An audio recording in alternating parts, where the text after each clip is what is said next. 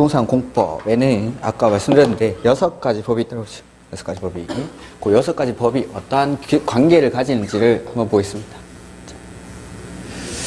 부동산 공법은 토지나 건물에 대해서 국가나 지자체가 일반 국민보다는 우월한 지위에서 개인의 재산권에 대해서 규제를 가하는 것. 이게 바로 부동산 공법인데, 그거 크게 이제 토지, 건물 이렇게 나눕니다. 자, 일단 토지에 관한 공법이 4가지가 있고 건물에 관한 공법이 2가지가 있는데, 첫 번째로 토지에 관한 그 페이지가 144페이지가 중개법 맨 끝이고, 그 옆에 넘기지 마시고 그 옆에 제2과목 부동산 공법 나오죠? 거기 펴놓으시면 됩니다. 거기.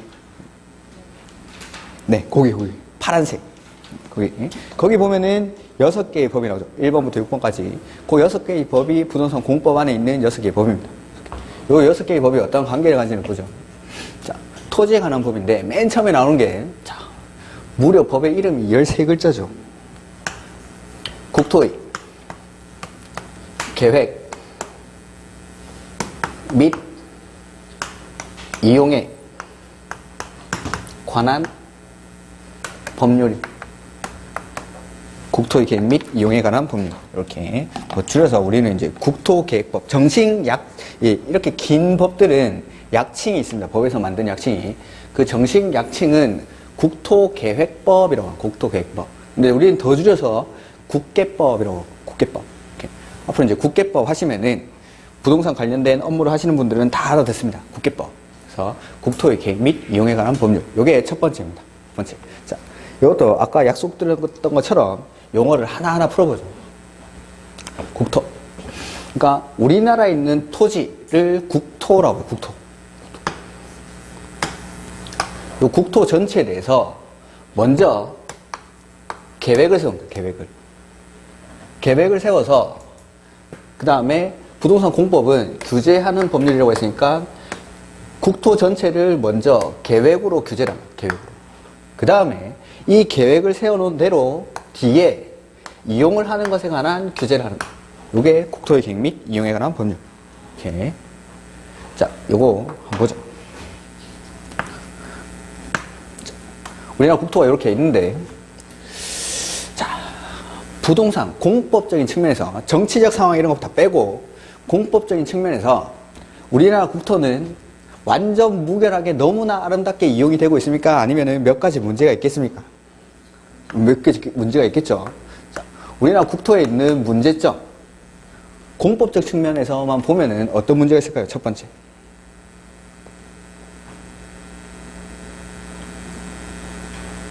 공법적 측면에서, 부동산적인 측면에서, 부동산을 이용하는 측면에서 우리나라 국토가 이용이 되고 있는데, 여러분들이 문제점이 있다고 했지 않습니까? 문제점이 있는데 무슨 문제점이 있냐고 물어보면 왜 대답 못합니까?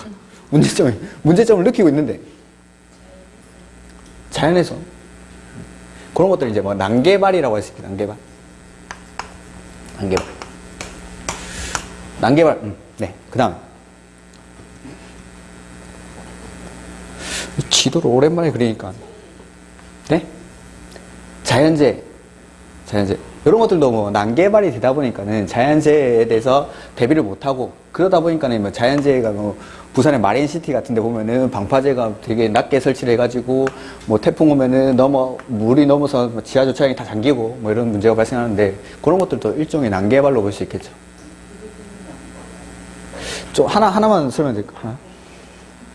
우리나라를 이렇게 뭐 이미 요 북쪽은 이제 날아가 있고 이건 아니고, 요 밑에 봤을 때 동쪽과 서쪽 중에 어디가 더 개발이 되어 있습니까? 동쪽. 그렇죠? 동쪽. 여기. 요 인근 지역이 개발이 되죠. 주요 산업들이 이쪽에 다 위치를 한다. 이쪽에. 대구는 뭐 별다른 사람 없죠? 구미, 전자. 그 다음에 포항의 지철. 울산의 중공업. 뭐 조선. 그 다음에 자동차. 이런 것들. 화학. 이런 것들. 그 다음에 부산의 항만이 있죠.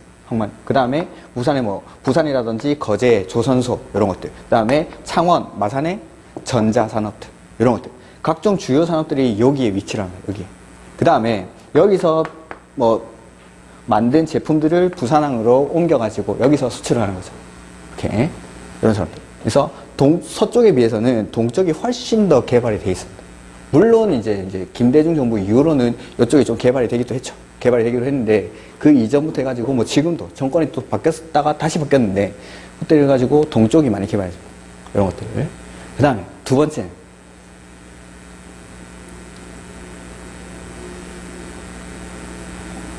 제가 다 하죠. 제가 수업이 제 시간에 안 끝날 것 같으니까.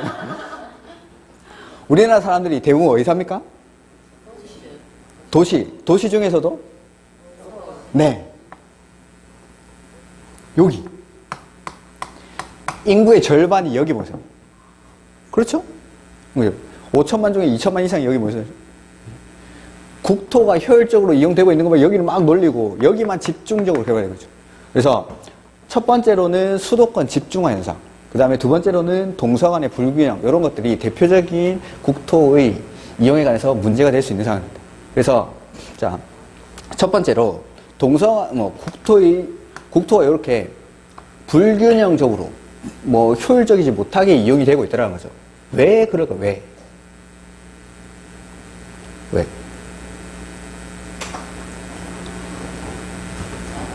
그냥 막 되는 대로 이용하니까.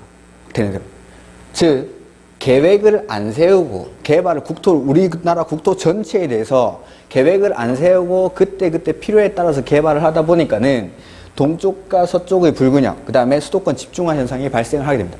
그래서 여기에 대해서 문제를 느끼고, 야, 이거 안 되겠다. 안 되겠다 하고, 국토 전체에 대해서 계획을 세우자라고 하는 겁니다. 그러면은, 자,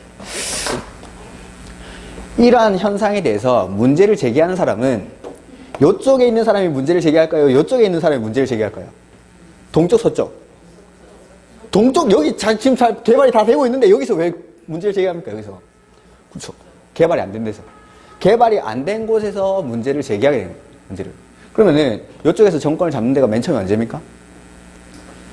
김대중 정부 때. 김대중 정부가 언제 출범하죠? 자, 우리나라 선거는 이제 아닙니다. 앞으로는 아닌데, 박근혜 님이 사고치기 전까지는 2년, 7년의 선거를 하고, 임기는 3년, 8년에 시작이 되죠. 이렇게. 그러면은, 김대중 정부는 98년도에, IMF 직후에 김대중 정부가 들어서죠. 그러니까, 김대중 정부가 들어서면서 드디어 이쪽에서 처음으로 정권을 잡게 되는 겁니다.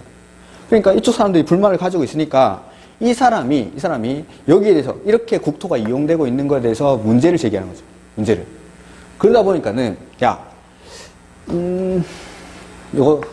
이런 것까지는 아실 필요는 없는데, 국토의 계획 및 이용에 관한 법률. 자, 98년도에 김대중 정부가 정부 집권을 하고 나서, 그 다음에 법이라는 게 집권하고 나면 바로 나올 수 있습니까? 안 되죠. 그러니까 이때 만들기 시작합니다. 그러면서 이 국계법은 03년도에 있으니, 03년도가 누가 대통령이 됩니까? 노무현 대통령이죠. 그러니까 김대중 정부 때 만들기 시작해서 입안을 해가지고 시행하는 거는 03년도에 시행합니다. 그러면은 03년도 이전에는 국토에 대해서 계획을 안 세웠겠습니까? 놀랍게도 안 세웠습니다. 놀랍게도.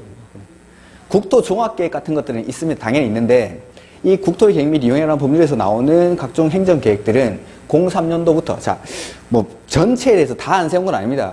국토의 계획 및 이용에 관한 법률이 나오기 전에는 이거는 아실 필요는 없습니다. 도시계획법. 요거는 잘 모르실 수도 있는데 요 밑에 거 국토, 이용, 관리법 이렇게 두 개로 나눠져 있습니다. 그러면은 국계법이 나오기 전에 여기서 말하는 국토라는 거는 도시지역 외의 비도시지역을 말합니다. 비도시지역에 대해서는 계획은 안 세우고 이용에 관해서만 규제를 했다는 거죠.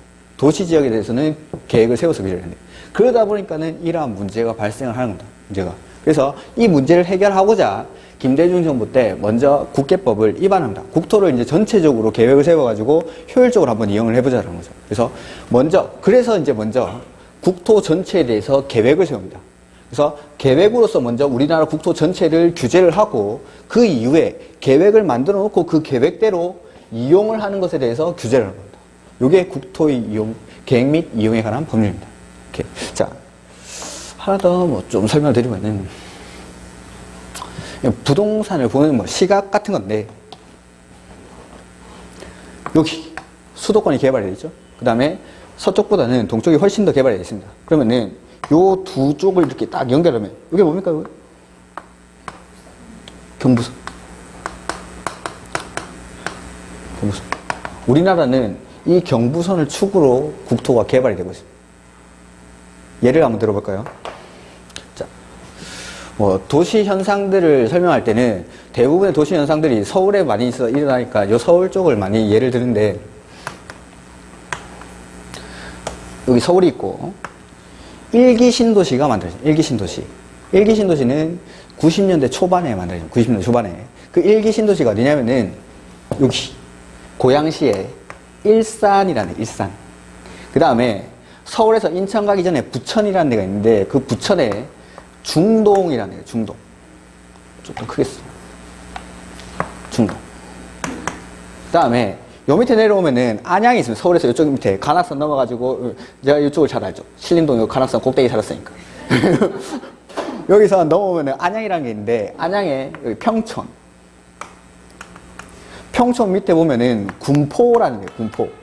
아, 군포도 아주 난리 곳이죠. 서울에 있을 때 여자친구가 여기 살아가지고. 군포. 그 다음에, 여기 성남시에 분당이라는 데가, 분당. 분당은 많이 들어보시죠? 분당. 천당 밑에 분당. 북한 밑에 일산. 이게 일기 신도시입니다. 일기 신도시. 자, 그때는 이 일기 신도시, 서울에, 나중에 이제 광역도시 계획이나 이런 것들 설명할 때 말씀을 드릴 건데, 88년도에 뭐가 있습니까? 올림픽. 올림픽 이후로 우리 경제가 급성장을 해요. 급성장. 그때 모든 산업이 증가하면서, 모든 산업이 이렇게 발달을 하면서, 한강의 기적 이러면서 엄청난 경제 개발이 이루어지죠. 그러면은, 경제가 발달하면 발달할수록 이런 시골에 살던 사람들이 일자리가 있는 도시로 모여들게 됩니다. 도시로 모여들면은, 이 서울에는 집이 부족해집니까? 남아도입니까? 부족해지죠. 집이 부족해지면은 서울에 있는 주택 가격은 상승할까요? 내려갈까요? 상승하겠죠. 주택 가격이 상승을 하는데 이거 가만 놔두면은 되겠습니까? 안 되겠습니까? 주택 가격을 안정을 시켜야겠죠. 안정을 시켜야 되니까 대규모 신도시를 공급을 합니다. 이 5군데에다가 90년대 초에. 그때 시대 상황이죠. 그러니까 사회가 이렇게 막 산업화가 되면서 도시로 인구들이 모여들고, 이 도시에, 서울에는 새로운 신규 주택을 공급할 수 있는 지역이 없으니까, 서울은 600년이나 된 도시인데 여기에다가 대규모로 주택을 공급할 수가 없더라는 겁니다. 그래서 이 서울 인근 지역 이 5군데에다가 일기 신도시를 만듭니다. 일기 신도시. 이 5군데. 이런 데서 공공사업으로 처음에 분양을 할 때 분당과 일산을 한번 비교해보면은, 일산에서 아파트 32평짜리 분양받는 거랑 분당에서 아파트 32평짜리 분양받는 거랑 가격이 처음에 일기 신도시가 만들어질 때 분양받을 때는 분양가가 같을까요? 다를까요? 거의 비슷합니다. 공공택지에서는. 분양가 제한을 받기 때문에 거의 평당 한 300만 원 정도 해가지고 32평짜리 7천만 원, 8천만 원 정도에 분양을 했습니다. 둘 다. 근데 일산에서 신도시에서 아파트 분양받는 사람은 일산의 아파트 이거 왜 받았을까요?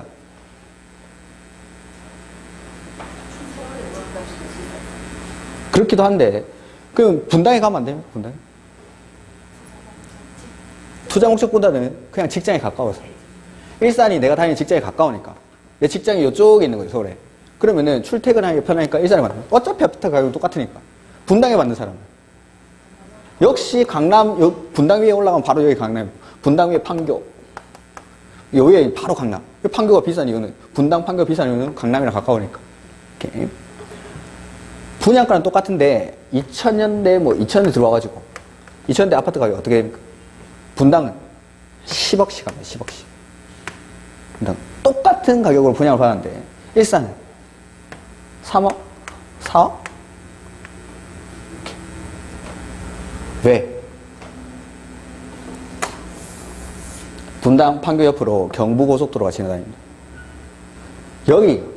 여기가 개발이 되게 돼 있는 겁니다. 여기가 축이니까, 부동산 개발이 축이니까 모든 물자가 이쪽으로 왔다 갔다 하고, 그러니까 이쪽에 사람들이 와야 갔다 하니까 KTX 같은 경우에도 이쪽에 평촌 이쪽에서 조금 나와가지고 이 광명이라는 데가 있는데, 광명 지나서 서울역으로 들어가다가 SRT를 만들죠. 수서로 바로 가는 거. 수서가 요 근처에 있어요. 잠실 바로 밑에 수서 가는 거. 그러니까 모든 물동량 이쪽으로, 부동산 개발의 축이 이쪽이니까 일산이 잘못하면 전쟁 나면 바로 무너지는데, 지금.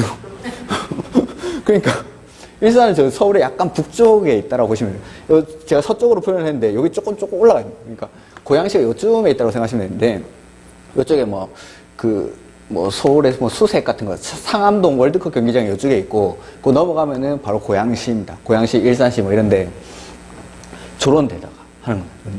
그러니까, 이 축이 이쪽이다 보니까는 나중에 개발이 될 때도 주로 이쪽이 이렇게 개발해요. 이쪽이. 요 밑에 보면은 동탄, 이런 게 있죠. 동탄. 요 밑에. 동탄 신도시가. 이쪽이 개발되는 거예요. 이쪽이. 동탄이에요.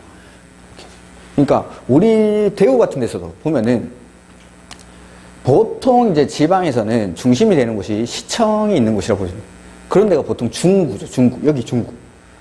시청이 있는 데가 보통은 중구입니다. 조금 작은 도시도 광주나 대전 같은 데는 중구는 아닌데, 대구, 부산 이런 데는 시청이 있는 곳은 중구. 부산 시청은 이제 옮겨가다 보니까 중구가 아닌데, 중구가 중심이고, 그 다음에 각 지방이 개발될 때 보면은 그 지방에도 축이 있습니다. 축이. 보통 이 축이 되는 게 시청을 중심으로 해가지고 시청이랑 법원이라든지 이런 것들을 연결하는 선을 기준으로. 대구에 법원 어디 있습니까? 수성구에. 중구부터 수성구까지 개발되어 있습니까? 가격이 비쌉니까? 네. 범어동 이런 데. 그러면 어디 있는 아파트를 사야 될지 아시겠습니까? 돈이 없습니까? 그래서 합격해가지고 돈을 벌어야겠죠. 그러니까 이런 것들은 수업이랑은 상관없는 건데, 부동산을 보는 시각 같은 거면 시각 같은 거. 그러니까 부동산이 개발될 때는 그냥 막 개발이 되는 게 아니라는 거죠. 계획이 다 만들어져 있습니다. 국토 전체에 대해서 계획을 세우고, 대구시에서 계획을 세우겠습니까? 안 세우겠습니까? 세웁니다. 대구시에서도. 앞으로 이 대구시가 10년, 20년 동안 어떻게 발전해 나갈지에 대한 방향은 도시군 기본계획에 나옵니다. 도시군 기본계획에. 우리가 나중에 다음 주 정도에 설명을 드릴 건데, 어떤 지역에 한 10년 안 가다가 10년 만에 가죠. 그러면은, 천지 개벽이 되는 데가 있습니다. 와, 여기가 이렇게 바뀔지 누가 알았겠노래. 집 빼고 다 알았죠, 집 빼고. 계획에 나와 있으니까. 앞으로 10년, 20년 후에 어떻게 개발될지는 이미 계획에 다 잡혀 있습니다. 그게 언제 될지를 잘 모르는 거죠. 예산을 따와야 사업을 하니까. 계획은 잡혀 있지만은 아직 개발이 안 돼 있을 뿐입니다.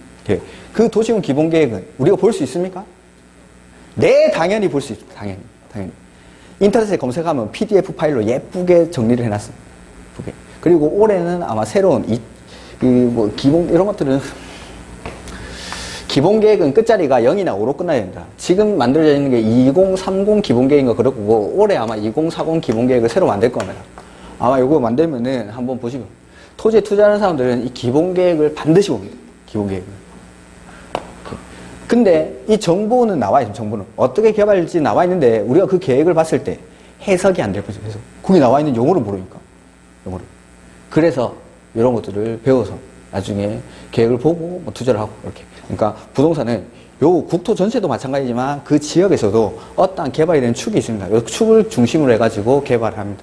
이렇게. 그래서 이런 것들을 번외로 말씀드린 거고, 우리가 이제 부동산 공부하니까 1기 신도시 정도는 어딘지, 최근에 3기 신도시가 만들어졌죠.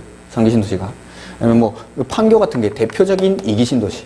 김포, 판교, 이런 데가. 인천의 검단 신도시 이런 것들이 대표적인, 여기 말했던 동탄, 이런 것들. 그 다음에 요 위에 파주, 이런 것들이 대표적인 2기 신도시입니다. 2기 신도시. 2기 신도시는 너무 많으니까 그런 건 됐고, 1기 신도시 정도는 알아두시는 게 좋죠.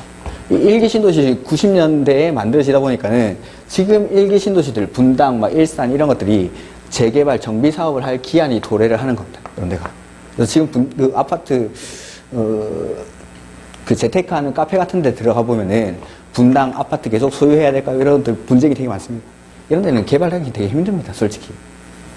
그때 이미 20층 이상으로 아파트가 지어졌는데, 지금 또 재개발, 재건축을 하면은 아파트를 5개층 정도밖에 높게 못 짓는 거죠. 지금 재개발, 재건축을 하는데 수익성이 있는 거는 기존에 5층짜리 아파트를 20층짜리 이렇게 만들어버리니까 남는 일반 분양부를 팔아가지고 이 아파트 건축비에 충당을 하죠.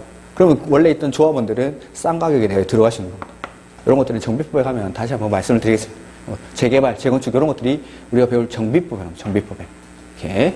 자, 보면은, 그래서 국토에 대해서 계획을 안 세우고 무분별하게 개발하다 보니까는 이러한 국토의 불균형 문제가 발생했고, 이 문제를 해결하기 위해서 이 서쪽에 있는 사람이 집권을 했을 때, 그때 국토의 계획 및 이용에 관한 법률, 국토 전체에 대해서 먼저 계획을 세우고 그 뒤에 이용을 해보자라는 법을 만들고 03년도에 시행이 됩니다.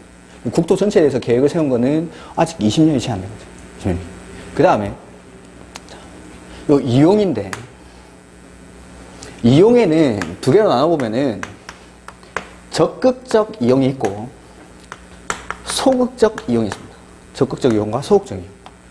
적극적 이용에는 첫 번째, 적극적 이용을 다른 말로 하면은 개발이라고 해요. 개발. 소극적 이용을 다른 말로 하면 뭐라고 하면 될까요? 유지, 네, 보전, 이렇게 해서 보전. 그래서 적극적 이용인 개발과 소극적 이용인 보전으로 나올 수가 있는데, 이 개발에 해당하는 게 첫 번째, 도시개발법이 나오고, 도시개발법. 거기 2번에 나오죠? 도시개발법. 이번에. 그 다음에 두 번째로 나오는 게 도시 및 주거, 환경, 정비법이라는 게 나옵니다. 도시개발법, 주거환경, 정비법. 자, 여기는 개발이라는 말이 들어가 있고, 여기는 정비라는 말이죠. 정비. 자, 개발이라는 단어를 딱 들었을 때 떠오르는 느낌이 아예 없는 거에서 뭔가를 새롭게 만들어내는 거, 이런 걸까요? 아니면은 원래 있는데 요게 좀 비실비실합니다. 그래서 요거를 다시 예쁘게 고쳐 쓰는 거, 요게 개발일까요? 1번, 2번. 1번, 2번, 1번, 1번. 개발은 자, 도시개발법. 요걸 좀 살려두고. 도시개발법이라는 거는 요겁니다. 1번. 아무것도 없는 거에서 이렇게 새롭게 만들어내는 거. 그럼 정비법은 1번일까요? 2번일까요? 그렇죠. 하나가 1번이면 하나는 2번이겠죠. 이렇게. 자, 개발법을 보면은 개발되기 이전 상태의 토지가 있습니다. 저푸른 초원이죠. 개발되기 이전 상태의 저푸른 초원이 있는데, 이걸 그림 같은 집을 짓는 건 아니고 그림 같은 집을 짓기 전 단계인 이런 택지를 만드는 겁니다.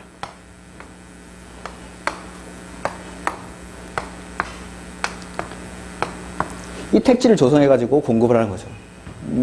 인근 지역으로 예를 들어 볼까요? 칠곡 이랬습니까? 지금 이렇게 됐습니까? 그 다음에 달성군 원래 이랬습니까? 지금 이렇게 됐습니까? 이렇게 신도시입니다. 칠곡에 있는 신도시, 달성군에 있는 신도시들, 수성구도 뭐 원래 이랬습니까? 그렇게 됐습니까? 이렇게 신도시 만드는 거.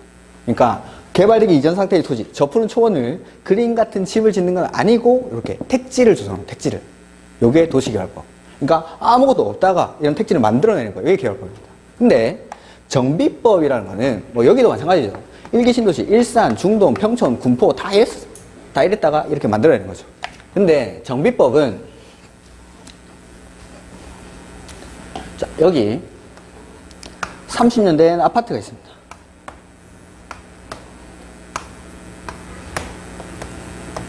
내지는 뭐 단독이나 다가구가 밀집한 지역 이런 데가 있습니다. 이런 데가 막 만들어진 지가 30년, 40년이 지나다 보니까는 아파트 벽에 금도 가고 페인트 칠도 벗겨지고 이렇게 뭐 지붕, 슬레이트 지붕도 막 군데군데 구멍도 뚫리고 이러는 거죠. 이렇게 주차장도 부족하고 하수관도 녹도 슬고 그러면은 지금 원래 있긴 있는데 여기 원래 있긴 있는데 이게 허름한 거죠. 이 허름한 거를 예쁘게 고쳐가지고 새로 무슨 아파트 좋아하십니까? 무슨 아파트? 선호하는 아파트 있습니까? 레미안? 자이? 더샵? 캐슬? 그래? 캐슬. 제일 큰 부분을. 롯데 캐슬을 지금. 롯데 캐슬을 지금. 이 30년 된 아파트들이 이름부터가 일단 좀 촌스럽죠. 뭐, 왕자 아파트? 동식물 이름 알고 있죠? 백조? 뭐, 장미 아파트? 백합 아파트? 이런 거. 이런 아파트들을 재개발, 재건축을 해가지고 캐슬, 더샵, 자이 이런 거 지어가지고 공급하는 겁니다. 요게 정비죠. 원래 있는데 이걸 예쁘게 고쳐 쓰는 거. 이게 이제 정비법. 그래서 개발에 관련된 게 법이 두 가지입니다. 도시개발법이랑 도시 및 주거환경 정비법. 이렇게. 도시개발법은 앞으로 개발법이라고 할 거고, 도시 및 주거환경 정비법은 제가 그냥 줄여서 정비법이라고 하죠. 정비법. 이렇게. 그 다음에 보전의 측면에 있는 거. 보전의 측면에 있는 거. 요게 바로 보전의 측면에 있는 법이 바로 농지법. 농지법. 그래서 요렇게 국계법, 도시개발법, 정비법, 농지법 이렇게 네 가지가 토지에 관한 공법입니다. 토지에 관한 공법. 이렇게 네 가지. 그 다음에 이제 건물에 관한 공법이 나오죠. 건물에 관한 공법이 두 가지가 있는데 첫 번째는 건축법. 건물을 지을 때는 일반적으로 건축법의 규제를 받으면서 지어집니다. 건축법. 그래서 건물 지을 때는 건축법에 맞춰서 건축 허가 받아가지고 건폐율, 용적률 기준에 맞춰가지고 건물을 짓게 됩니다. 건축법. 근데 우리나라는 공동주택과 단독주택 중에서 뭐의 비율이 높습니까? 공동주택. 아직까지. 여기까지는. 공동주택의 비율이 훨씬 높고, 선호도 역시 단독주택 좋아합니까? 공동주택 좋아합니까? 보통 사람들이. 공동주택을 훨씬 선호하죠. 배달 음식 시켜 먹기 편하니까. 자, 선진국 같은 경우에는 우리나라보다 훨씬 더 선진국, 뭐 미국 같은데 이런 데서는 단독주택을 훨씬 선호하죠. 훨씬. 자, 우리나라 아주 특이한 국가입니다. 인구의 절반이 이 수도권에 그 좁은 지역에 다 모여 살고, 희한하게도 공동주택에 대한 선호도가 높아요. 그 좁은 데 모여 살아야 되니까 아파트 집을 높게 지을 수밖에 없는 거죠.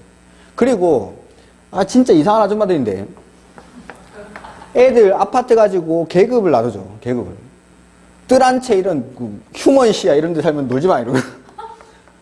이런 데 사는 분들은 정말 죄송한데 이거 비하는 게 아니라 주공 아파트죠. 예전에 이제 주공 아파트를 이렇게 표시를 했죠. 이렇게 해가지고 동그라미 해가지고. 이게 이미지가 워낙 안 좋으니까 여기서 바꿉니다. 이거를 맨 처음에 이게 주공 아파트 이렇게 부르니까 사람들 못 사는 아파트 갖고 이러니까 이 브랜드를 입히는 거죠. 브랜드를. 아파트에서도 마찬가지. 예전에 현대에서 지금 아이파크였는데 이걸 고급화하기 위해서 힐스테이트 이렇게 H를 막 이렇게 그리죠. 이렇게 힐스테이트 이런 것들. 고급화 정책이죠. 여기도 마찬가지. 주공 아파트들도 뜰한채, 휴먼시아, 천년나무 이런 식으로 이름을 이름을 바꿉니다. 그러니까 공동주택 어떤 아파트에 사는지. 그러면 애들이 이제 들어오면은 누구랑 놀고 왔다 하면은 저 아파트 사는 애랑 놀지 마 이런 것들. 이 정도로 공동주택에 대한 엄청난 선호도가 높은 겁니다. 그래서 이 공동주택을 따로 규제할 필요성이 있는 거죠. 따로. 일반적인 건물보다는 공동주택에 대한 선호도도 높고 워낙에 여기에 대해서 투기도 많이 이루어지고 하다 보니까는 이 공동주택을 따로 규제하기 위해서 주택법이라는 법을 만듭니다. 주택법. 요 두 가지가 건물에 대한 법입니다. 건물에 대한 법. 건축법은 한 번에 짓는 건물의 개수가 29개 이하일 때 건축법에 적용을 받고, 주택법은 한 번에 짓는 건물의 개수가 30개 이상일 때 주택법을 적용받습니다. 주택법을. 그래서 요 건축법은 일반적인 건물 주택, 이런 빌딩 같은 거 지을 때는 건축법을 적용을 받는데, 주택법, 우리가 흔히 부르는 아파트 같은 거 지을 때는 주택법을 적용받습니다. 그리고 요 주택법에 나오는 용어들은 우리가 익히 많이 들어봤습니다. 뉴스 같은 데서. 요새 뉴스에 가장 많이 나오는 그 부동산에 관련된 뉴스가 뭡니까? 그렇죠. 분양가 상한제. 누구나 들어봤죠? 그게 여기 나옵니다. 분양가 상한제. 분양가 상한제. 투기과열지구 들어봤습니까? 조정대상지역 들어봤습니까? 여기 나옵니다. 그 다음에 투기과열지구나 조정대상지역에서 내가 아파트 분양권을 받습니다. 이거 전매됩니까? 안 됩니까? 안 됩니다. 안 됩니다. 원칙적으로. 그다음 전매제한. 그 다음에 청약통장 내지는 지역주택조합원의 지위 내지는 각종 딱지들 사고 팔고 하면 됩니까? 안 됩니까? 청약통장 이거 사고 팔면 됩니까? 그런 거 있죠. 애들 한 5 딸려있고 신혼부부 정도는 아니겠구나. 5이 딸려있으면 부양가족이 많고 어머니 모시고 부양가족 수가 가점에서 청약 넣을 때 가점에서 제일 큰 부분을 차지하죠. 그런 것들 넣기만 하면 당첨되는 통장 이런 것들을 물통장 이렇게 부르는데, 그런 것들을 사고 팔고 하는 겁니다. 그런 것들을 금지하는 거죠. 그런 것들. 그게 다 주택법입니다. 그러니까 일반적으로 내가 건물 지을 때, 이런 건물 지을 때는 그냥 건축법 기준에 맞춰가지고 건물 지으면 됩니다. 건축법에 맞춰가지고. 건폐율, 용적률 고려해가지고 건축 기준 맞춰가지고 이렇게 지으면 되는데, 내가 이게 만약에 아파트 단지입니다. 아파트 단지. 한 300세대 되는 아파트 단지를 짓는 겁니다. 그러면은 이 300세대는 아파트를 지을 때는 건축법 규제를 받는 게 아니라 이 주택법의 규제를 받게 됩니다. 주택법을. 그러면 이거 팔 때 그냥 팔 수가 없고 입주자 모집 공고라는 절차를 거쳐야 합니다. 입주자를 모집하는 절차가 있습니다. 주택법상의 입주자를 모집하는 절차가 있습니다. 건축법의 적용을 받고 그냥 건축법의 적용을 받아가지고 집을 하나 짓죠. 요거 사고 싶습니다. 뭐가 필요합니까?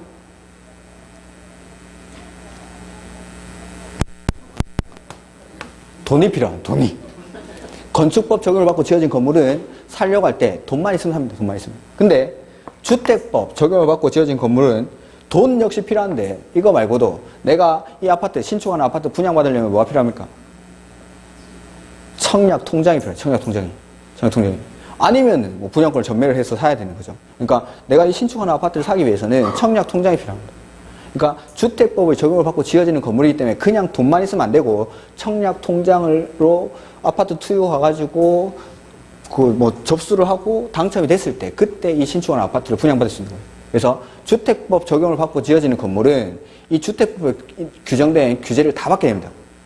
그러니까 즉 여기가 만약에 아파트 지어지는 건물이 여기가 이 지역이 투기가열지구다 하면은 내가 이 분양권 전매가 안 되겠죠. 조정 대상 지역도 마찬가지. 그 다음에 뭐 지금 서울의 일부 지역에 내일쯤에 민간 택지 분양가 상한제를 발표를 한다는데 여기가 분양가 상한제 적용 지역입니다. 그러면은 주택법에서 건물 짓는 사람을 사업 주체라고 합니다. 사업 주체. 이런 용어들은 다 설명 드릴 겁니다. 나중에. 사업 주체. 이 사업 주체가 뭐 대표적으로 삼성물산, 현대건설 이런 것들. 레미안 짓는 사람, 힐스테이트 짓는 사람 이런 사람들. 이 삼성물산이나 현대건설이 아파트를 지어가지고 분양을 할 때 분양가를 공시를 합니다. 분양가를. 우리가 일간신문 같은 데 보면은 입주자 모집 공고 해가지고 어떤지 아주 알아볼 수 없는 깨알 같은 글씨로 한 페이지 쫙 써져 있는 게 있습니다. 그 입주자, 신문 안 보시나? 그 신문에 보면은 전면 광고 해가지고 입주자 모집 무슨 아파트, 무슨 지역, 무슨 아파트 입주자 모집 공고 해가지고 정말 그냥 생눈으로는 알아볼 수 없는 이만한 글자들로 막 한바닥 꽉 채워져 있죠. 그 입주자 모집 공고입니다. 입주자 자격이라든지 분양가 같은 것들이 거기 다 나옵니다. 그러한 제안을 받으면서 그러니까 이 주택법 적용을 받는 것들은 분양가 적용도 받고 투기가열지구 조정대상지역 전매 제한 그 다음에 공급질서 교란행위라는 게 있는데 그러한 규제들을 다 받게 됩니다. 그러면은 건물을 짓는 사람 입장에서는 건축법 규제를 받고 싶을까요? 주택법 규제를 받고 싶을까요? 건축법 당연히 훨씬 이게 간단하니까 지어서 팔면 되니까. 그래서 여기 뭐 실무를 하시는 분이 계시는지 모르겠는데 실제 이렇게 실무를 하시는 분들 보면은 우리가 조금 오래전에 지어진 다세대 주택 같은 거 다세대나 다가구 이런 것들 세대수가 19세대 이게 되게 많습니다. 뭐 보신 적 있습니까? 실무를 하시는 분이 안 계시나? 19세대. 왜냐하면은 지금은 기준이 29개 이하 30개 이상인데 예전에는 19개 이하 20개 이상 이랬습니다. 20개 넘어가면은 주택법의 규제를 받는 겁니다. 분양 공고 절차를 다 거쳐야 되고 입주자를 모집해야 되고 이러니까. 그래서 일부러 19세대 딱 짓는 겁니다. 그러니까 한 10년 정도 전에 지어진 다세대 주택 같은 거 보면은 19세대가 되게 많습니다. 밖에 나오고. 네이버 부동산에 쳐보면 다 뜹니다. 세대수 이런 거. 19세대. 요새는 29개 짓겠죠. 29개. 30개를 안 맞추는 건 30개. 건축법 규제를 받기 위해서. 이렇게. 실무에 나가보면 이런 것들이 그냥 하나하나 아무렇게나 지어지는 건물이 단 하나도 없습니다. 단 하나도. 이렇게. 그래서 29개짜리 다세대 건물이 많은 이유는 저것 때문에 그렇습니다. 주택법의 규제를 받지 않기 위해서. 예전에는 이게 기준이 뭐 19개, 20개였기 때문에 예전에 지어진 다세대 주택 같은 경우에는 19세대짜리가 되게 많습니다. 이런 것들이. 그러니까 우리가 지금 몰라서 그렇지 나가보면 다 공법입니다. 실제 실무할 때도 이 공법은 많이 쓰이고, 이렇게. 이게 6가지 법입니다.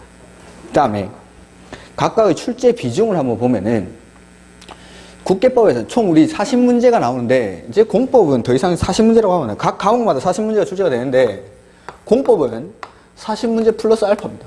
더 나옵니다. 좀 더 나옵니다. 올해 시험 학계론에서 공법 문제 5개 나왔죠. 27회 시험이었나? 공법 문제가 합계론에서 4문제가 나왔습니다. 4문제가. 개론. 우리 대학교 다닐 때 개론. 개론이 뭡니까, 개론? 계략적으로 논한다, 이 말. 계략적으로 논한다. 좋은 말로 해서 그런 거지. 그냥 잡학이죠, 잡학. 부동산에 관련된 건 아무거나 다 내도 됩니다. 근데 뭐 사람들이 막 뭐라 하죠. 공법을 왜 부동산 합계론에 문제 내냐고. 1차 시험 치는 사람 어떡하라고. 그거 내도 됩니다. 부동산 관련된 거 다 내도 됩니다. 부동산 합계론에서는. 그러니까 공법 문제가 계속해서 이제 합계론에 출제가 됩니다. 합계론에. 올해 같은 경우에는 1년 내도록 분양가 상한제 때문에 떠들었는데 제가 이제 가기 전에 분양가 상한제 나오니까 그거 보고 가라죠. 시험 문제를 딱 봤는데 공법 문제에 분양가 상한제가 없는 겁니다. 아, 큰일 났다. 왜 안 됐지? 했는데 합계론에 분양가 상한제 문제를 넣어놨어요. 그리고 학계론 문제에 나오는 공법 문제는 그냥 책만 펴봤으면 맞출 수 있는 문제. 그래서 1차, 2차를 같이 하시는 분들이 훨씬 더 유리했습니다. 이번에는. 학계론이 좀 어렵다고 했는데 그래도 공법 책만 펴본 사람들은 5문제 맞고 가는 겁니다. 이렇게. 그러니까 이런 것들 개론에서도 충분히 나올 수가 있는데 일단 공법만 따져보면은 총 40문제가 출제됩니다. 각 과목마다 공법은 또 역시 40문제 출제되는데 각각의 출제 비중은 국계법에서 총 12문제가 출제돼요. 12문제. 2문제. 그 다음에 도시개발법에서 6문제가 출제됩니다. 그 다음에 도시 및 주거환경 정비법에서 6문제. 그 다음에 건축법, 농지법 2문제. 그 다음에 건축법 7문제. 주택법 7문제. 이거는 법에 딱 정해져 있습니다. 이렇게 내라고 정해져 있습니다. 이렇게 나옵니다. 이렇게 무조건. 이렇게 출제를 합니다. 그 다음에 국토의 계획 및 이용에 관한 법률에서는 12문제를 출제하는데 아까 설명드릴 때 국토 전체에 대해서 먼저 계획을 세우고 나서 이용을 한다고 했죠. 그럼 계획이 중요할까요? 이용이 중요할까요? 계획을 먼저 계획을 안 세워서 아까 발생했던 문제가 일어났으니까 계획을 세우고 이용을 하자라는 거죠. 그럼 계획이 중요합니까? 이용이 중요합니까? 계획이. 그래서 계획이 9문제 정도 출제되고 이용이 3문제 정도 출제됩니다. 이렇게. 그래서 국계법에서 12문제, 개발법에서 6, 정비법에서 6, 그 다음에 농지법 2문제, 건축법, 주택법 각각 7문제씩 출제를 합니다. 딱 보기에 뭐가 제일 중요해 보입니까? 국계법. 그렇죠. 국계법. 12문제를 출제되니까.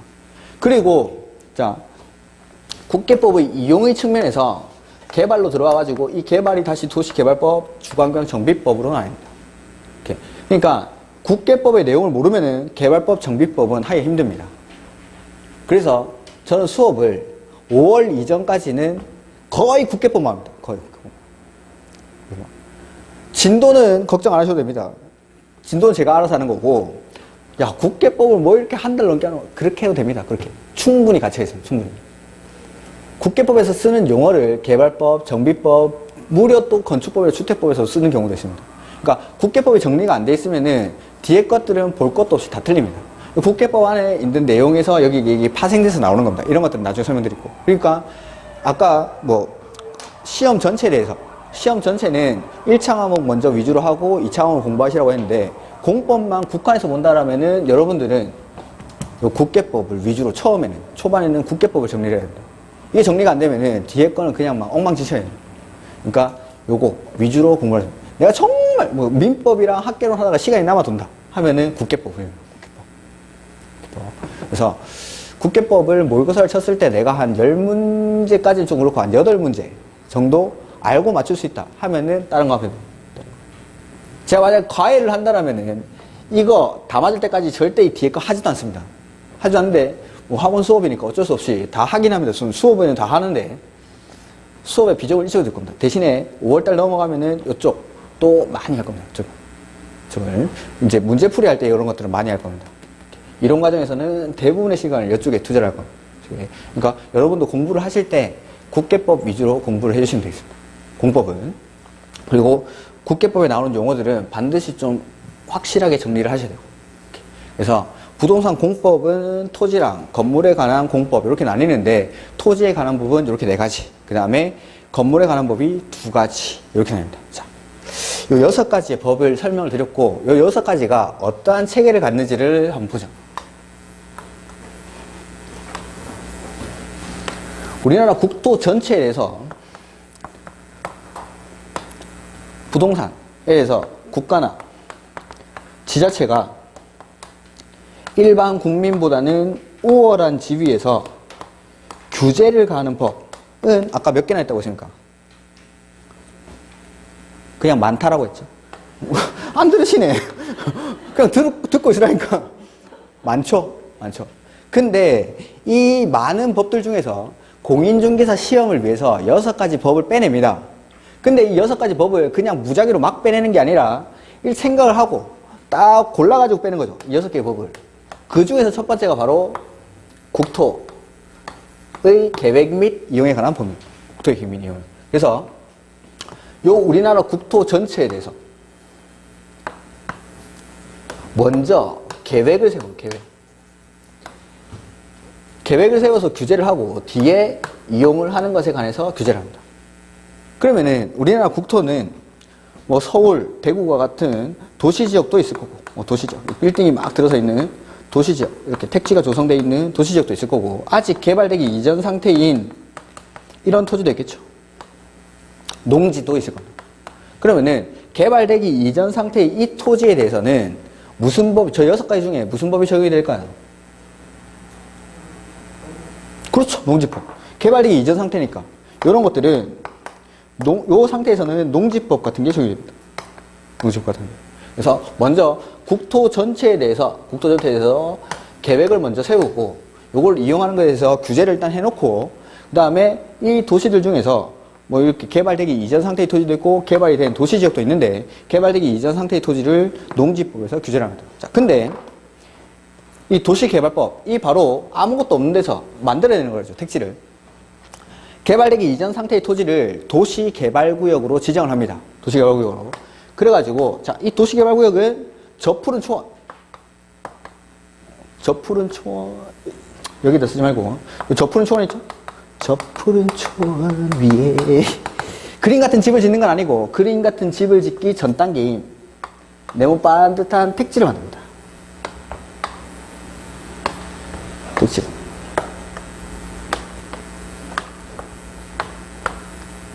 요 택지를 만들고 나면은 이 택지를 이제 분양을 하겠죠. 택지를 만들고 나면은 A, B, C, D, E, 1, 2, 3, 4, 5 이런 식으로 해가지고 A-1구역, B-2구역 뭐 이런 식으로 부릅니다. 이거를 신도시를 만들면 이렇게.